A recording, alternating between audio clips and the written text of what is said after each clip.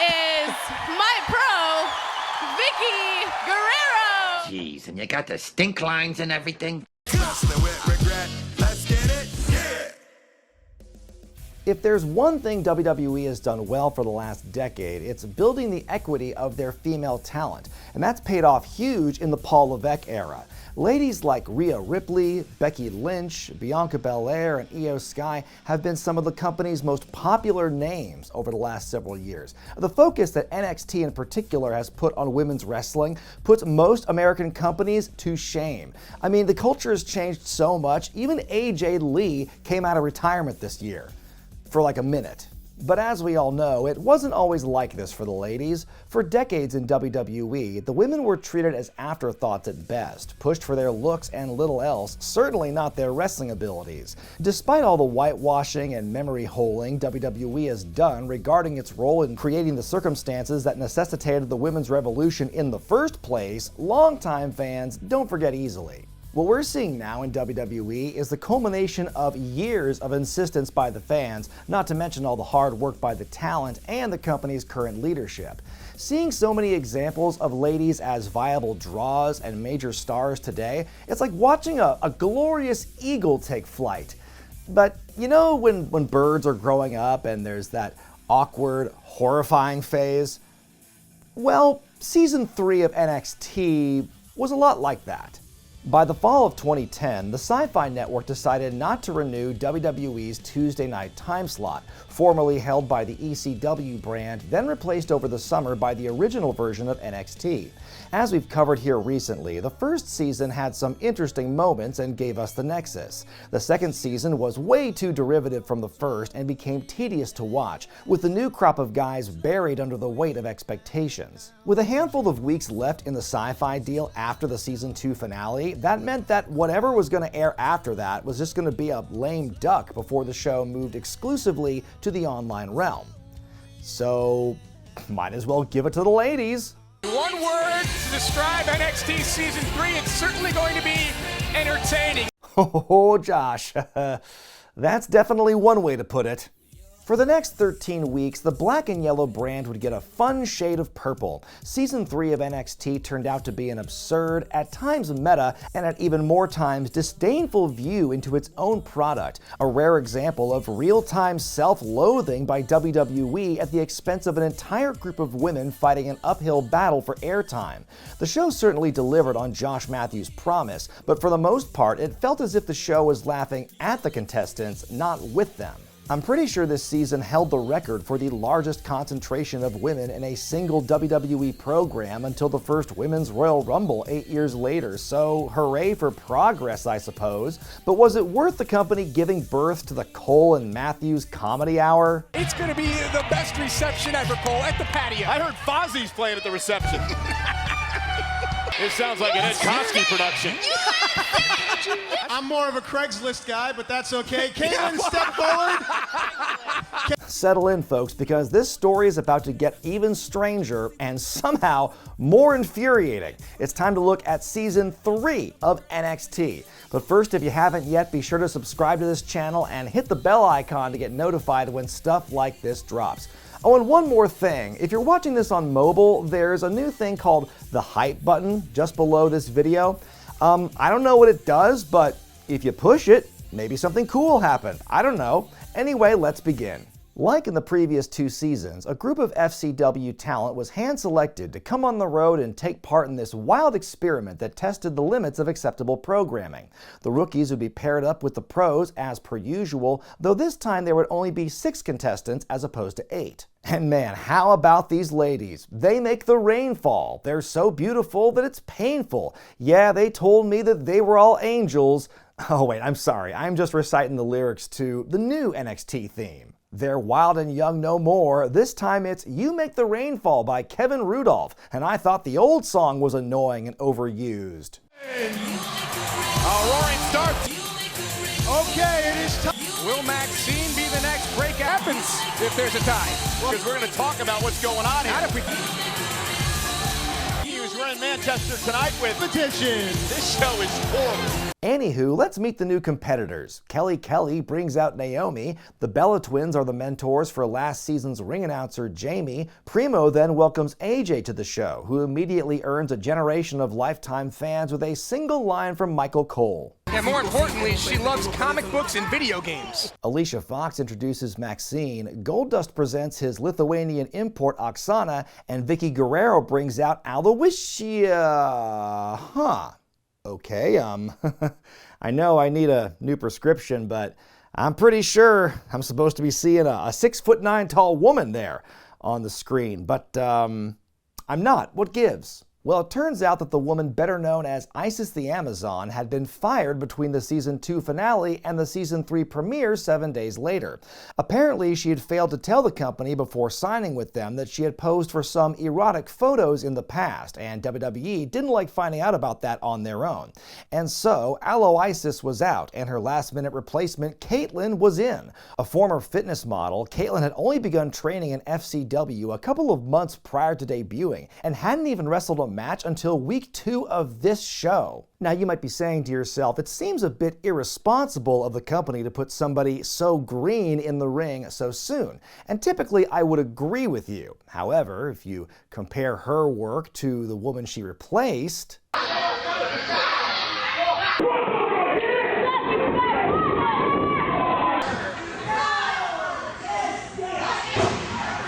I'd say she's got a pretty good head start. You have a long and arduous 3-month journey ahead of you that will end with a happy ending for only one of you. Each lady got to introduce herself to the audience. Naomi said that she was a fighter who wouldn't back down. Oksana's a billion-dollar baby who follows her dreams and her heart. AJ says it's the culmination of a 13-year-old dream, and Jamie delivers her speech, well, like a ring announcer would. I will be the next NXT breakout diva, and I look forward to the hard work and dedication that is required to earn that right. There's Maxine, who is probably the blandest out of all her fellow competitors. Much like Titus O'Neil in Season 2, she had a catchphrase and wasn't afraid to use it. The only position for me in WWE is at the top. Is at the top. I always end up on top. Is at the top. Oh, thank you. Then there was Kaitlyn, who described herself as the girl next door and a pyromaniac. She got booed like pretty much everyone else in this segment, but nobody was more upset at Kaitlyn than her own pro in Vicky, who berated her the entire season. Remember in my last NXT videos when I said that they waited too long to get into the challenges and that there weren't enough of them? Well, folks, it appears that my prayers have been answered, because in Season 3, the pendulum had done swungeth. There was a much greater emphasis on challenges this time around. There were more of them, and they were usually a lot shorter than before. And this time around, winning 3 challenges before Elimination Week granted you immunity. Naturally, the first competition for these ladies involved dancing with Michael Cole. Oh, and he came prepared, folks. This is the most ridiculous thing I have ever seen. Cole looks like he's wearing lederhosen. Gosh golly gee, I can't imagine why the Divas division had no respect during this time. It's this kind of inane shit that made you wonder how they were going to fill 13 compelling minutes, much less 13 weeks, just demeaning for everyone involved. My favorite performance was AJ's, whose dancing consisted of slowly walking in a circle around her partner. Then Tony Chimmel and Josh Matthews got turns. Sheesh, even watching this at double speed was hard to do without curling into a ball of cringe. Well, we're off to a great start. Are the matches any good at least? Naomi, roll up on Maxine, and Alicia looked to break it up, but didn't. Well, first off, is the match over? Did the bell ring? I thought the referee had a 3 count, but the match is over. You know what? That's honestly the least of their problems this season. As far as the wrestling goes, it's mostly the same as it's been. Short exhibition matches, some involving pros and some not. Nothing amazing, but not much that's truly awful either. In fact, I can only think of one match that was really bad, a match in Week 7 between Kaitlyn and Maxine. Not only was it objectively rough, it was made worse when their pros were mic'd up. Vicky very upset.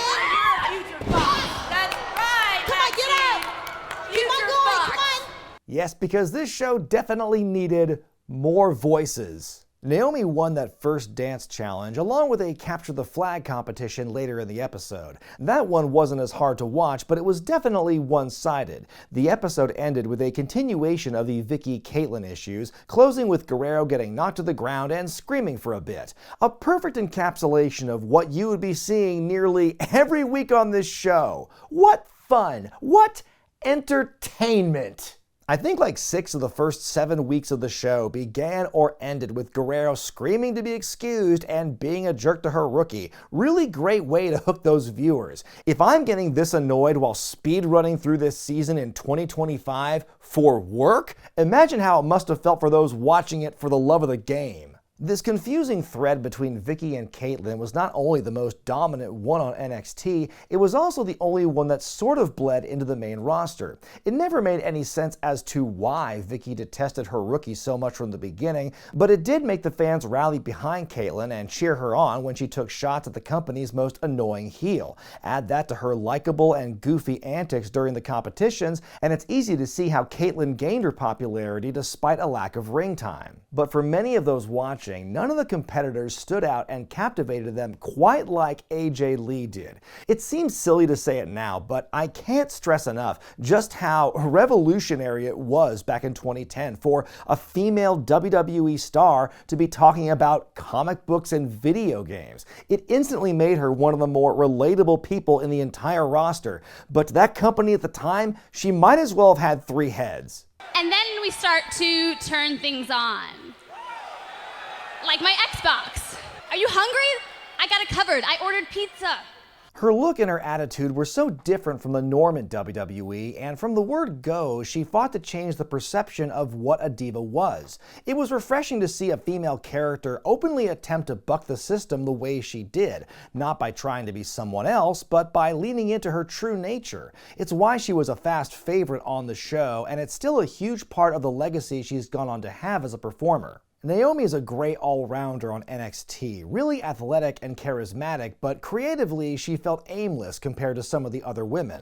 But what made her great on this show was she was so dominant in the challenges that she won that she had no problem disqualifying herself from the more demeaning ones on principle. Aren't we here to wrestle? I'm here to show y'all how good I am, and I don't think doing this is gonna prove that. I don't need the trash talk.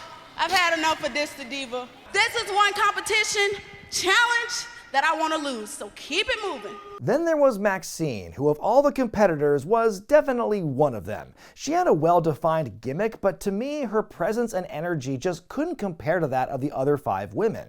She and her pro Alicia Fox didn't gel all that well, and the best creative they could come up for her was fighting off a horny swoggle. Boy oh boy, I can't wait to show you how that story ends. Of all the other rookie pro pairings, the most bizarre of them, pun fully intended, had to be that of Goldust and Oksana. Early in the season, the former bodybuilder was threatened with deportation if she couldn't prove her citizenship. But thank goodness for Goldust, ever the solution-minded type. There's always options. I mean, we could get married. But of course, all these women and their respective pros pale in comparison to the real star of NXT, and quite frankly, one of the biggest reasons people even remember this era.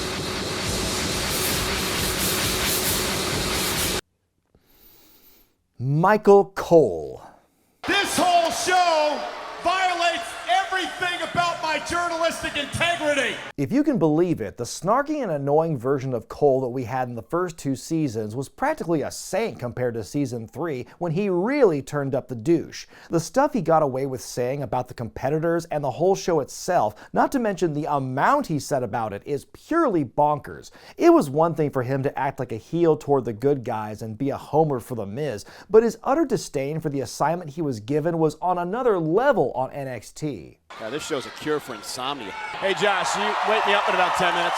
I'm gonna take a little nap. And I'm sure somewhere, somehow, these rookie divas have some sort of talent.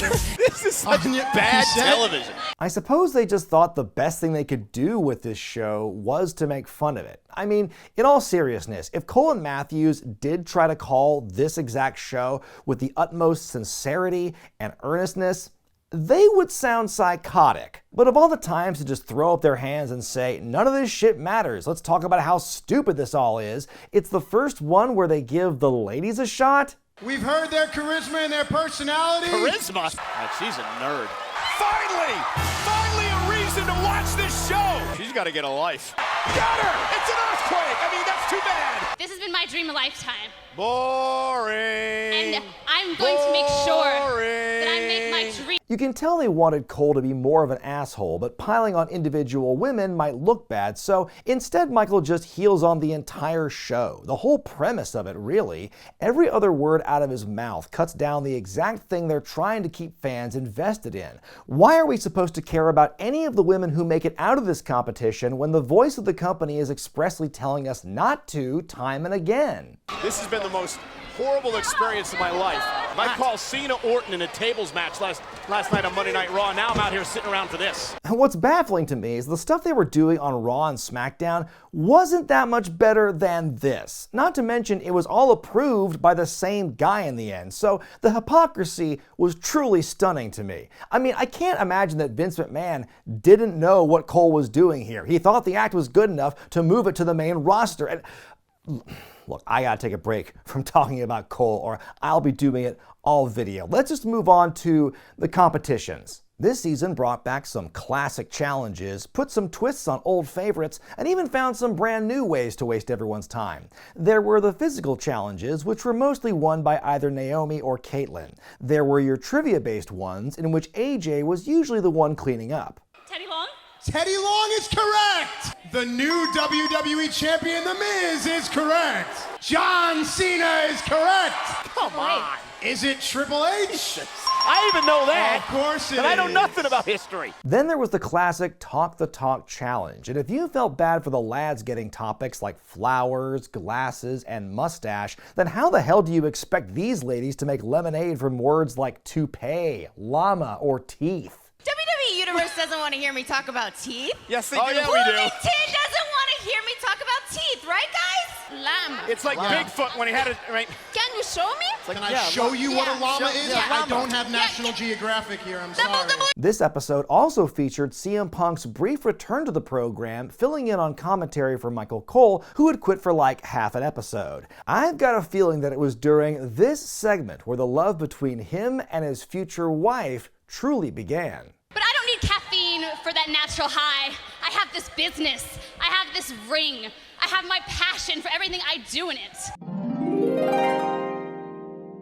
I will be here next week with bells on. Really? You're coming back? I am coming back 100% guaranteed. He did not come back. A lot of the other competitions were silly, like the candy eating contest or the gift opening scramble, and some were, dare I say, a little sexist. I mean, sure, both the male and the female rookies had a kissing contest, but while the guys had to kiss an unattractive woman, the gals got to kiss dashing Cody Rhodes. Of course, neither of those would happen today, but even back then, I don't think we'd have the men take part in a mechanical bull riding competition, a limbo challenge, or a talent show either. And speaking of which, apparently Jamie's talent was kissing Matt Stryker, and Maxine's was shoving cream in Hornswoggle's face?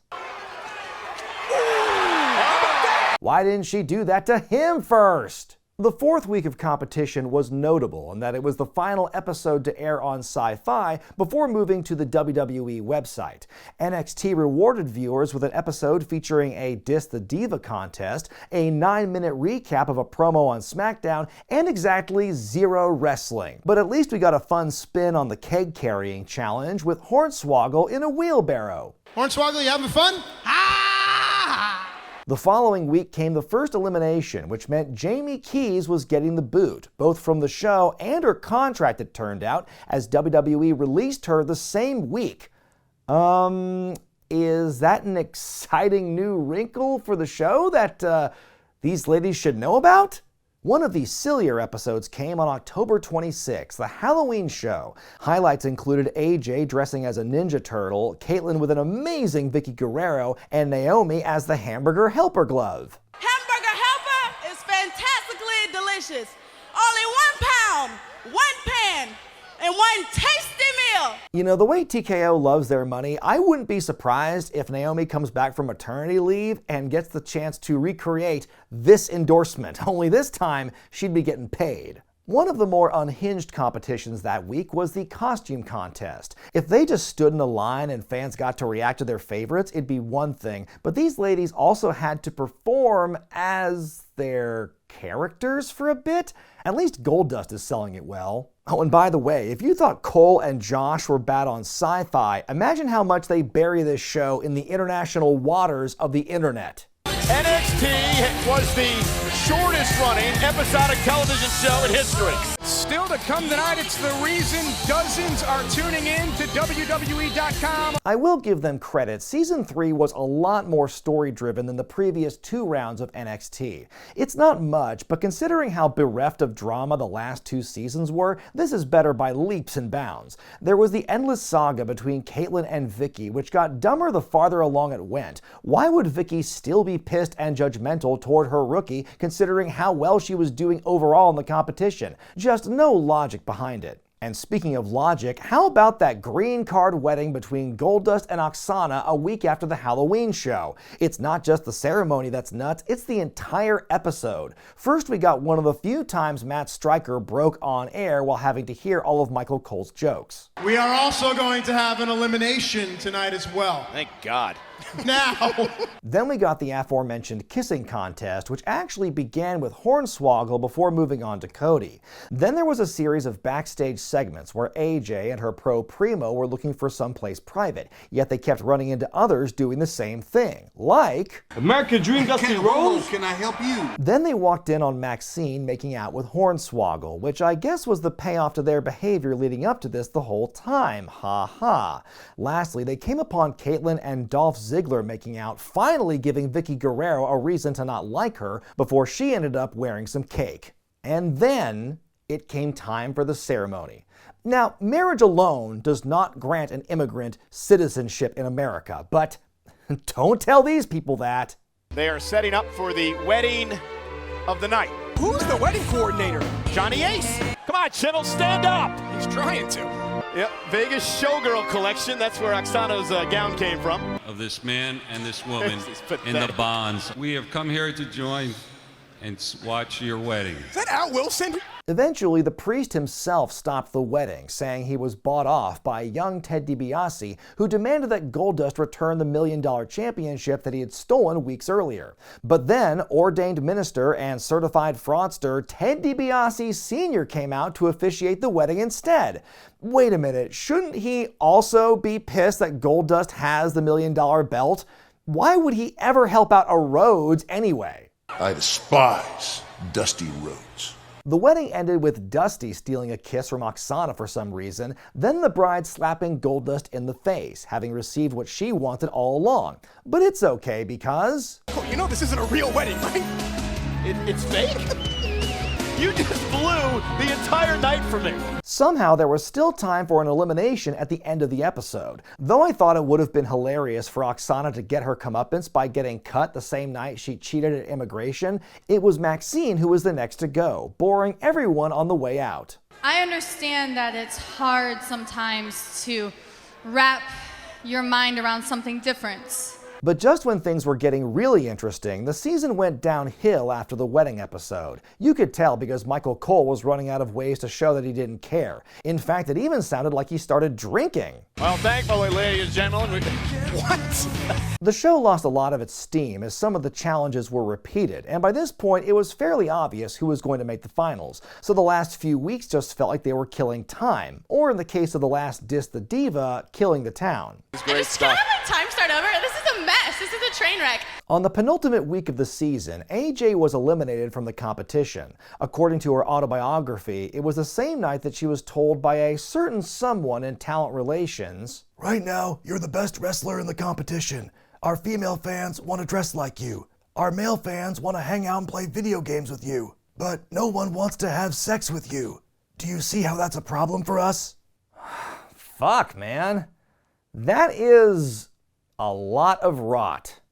It was time for the season finale. We're down to Naomi and Kaitlyn, and the first words out of Michael Cole's mouth are... Ladies and gentlemen, over the past 24 hours, the world has been talking about what I did last night on Monday Night Raw when I entered the ring during Jerry the King Lawler's WWE Championship matchup versus The Miz. Yes, that is clearly the most important thing in this moment. To give you an idea how useless most of the pros were this season, Kelly wasn't even there despite her rookie having made it to the finals. Apparently she went overseas along with The Big Show and Eve Torres to visit the troops. First of all, that's a really fucking random trio. Second of all, they couldn't have booked anyone else to take her place on that trip? We got one final promo off between the finalists, followed by a one-on-one match. In a finish that might as well have signaled the final announcement right then and there, Kaitlyn defeated Naomi. This, while Michael Cole had reached new levels of unprofessionalism that would have made Jim Cornette come out from the back.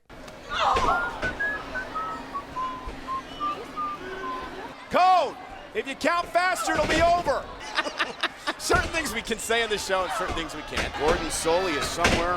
We're not going to get it done. Rolling over in his grave. All I can say is, I hope he brings this energy to season 4. Speaking of which, this episode revealed the next cast of NXT, featuring Johnny Curtis, Byron Saxton, Connor O'Brien, Derek Bateman, Brodus Clay, and Jacob Novak. He is a businessman, and his name is Jacob Novak.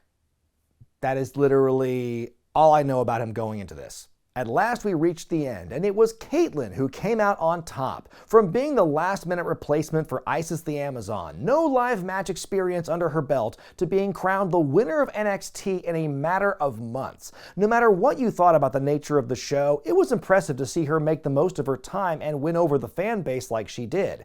Any words of inspiration, champ? And you suck, Oksana! You suck, no? Is this thing on? That's classic. And you know what? The whole thing with Dolph aside, I still don't understand why until the very end Vicky was so pissed at her. Doesn't she get like a big payday in storyline for her rookie winning? Matter of fact, what did the winning pros get out of all this, besides the luxury of sitting on stage for 12 weeks? Do you think that ever came up back then? Huh. Season 3 of NXT. Holy shit, what a ride. One thing you can say is, it is nothing like the first 2 seasons. Michael Cole was both a gift and a curse to this program. I constantly found myself agreeing with and laughing at many of his quips, and at times they were the only things that made NXT worth watching. At the same time, I'd also be shocked and frustrated at how hard he would go, how nasty he would get toward the performers who couldn't hear any of it. It was such bullshit because of how messed up the power dynamic was in the company. The women were in no place to stand up against it. This sort of stuff that would never have been done to the extent that it was toward the male rookies, let alone on the main roster. Michael Cole may have been obnoxious on Raw and SmackDown, but never this obnoxious. Aside from Jamie, all of the rookies went on to have various degrees of success in wrestling. Maxine would stay in NXT Redemption Purgatory until asking for her release in June of 2012, and she would soon find her biggest success as Katrina in Lucha Underground, which I only just realized as I was putting this video together. Oopsie! Kaitlyn, the winner, would go on to win the Divas Championship before eventually being released in 2014. Oksana worked in various mid and lower card programs until she left the same year. Of course, runner-up Naomi has built quite an illustrious career for herself, winning multiple championships in WWE and TNA, and even won the Women's World title earlier this year before having to relinquish it due to her pregnancy.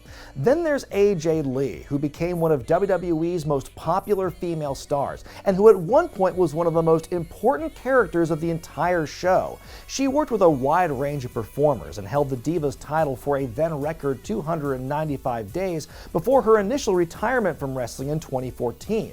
Then after a decade of staying out of the limelight came her much anticipated return to the ring that I referenced way back in the beginning of this video. And you know what? I'm just surprised she came back after all she went through on NXT alone. But what did you think about this season of NXT, and how about the competitors? Let me know in the comment section below. Be sure to give the video a thumbs up if you like it, and don't forget to subscribe, and maybe give that hype button a try if you're watching this on mobile. I'm Brian Zane, and I'll see you next time.